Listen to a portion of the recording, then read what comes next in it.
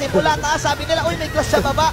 Baba tayo. Kulit nga eh, no? Ang bilis eh. Sumali sa kainan. Tignan natin yung Gera totohan dyan. Onyx here, gawin ang final defense. Raplesia! Oh my God, delicious. Eto na ata. 3 na bumula kalahati ang buhay, mga kaibigan. We want the game 5. Pero buhay pa rin ang mga tao dito, lumabas na. Ang mukha nila sa camera. Matapos na ba ang laban? Kalahati ang buhay ng Lord dito. Kelvin J falling low. But meanwhile, sino yung nandun sa batang kilid? Ayun na. No! Oh, this is a big comeback! Butas na mga kaibigan, si Pusa kinalaman ng Tidek, dalawa pa triple kill ang laki by Dilar. And now there's only just one. Renzo pala lang si Pusa. Hinihila pa palag ng manok na pula. Yung base! Yung base! Isang one hit na lang! Oh! Isang one hit na lang, Kuya Shibu! Ganon sila kalapit para mapigilan ng Onyx maging champion. Grabe! Parang isang hibla ng buhok na lang!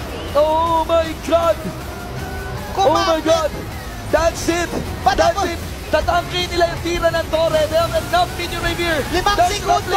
5 segundo! 5 segundo at ang insulto! Here we go! Ito na ba, ladies and Raplesia! gentlemen? Team Onyx PH! Tumayo dito si Raplesia. Ay, mayroon lang pala animation. Walang videos! Walang videos! Walang videos! Walang videos! Oh my God! There's a light!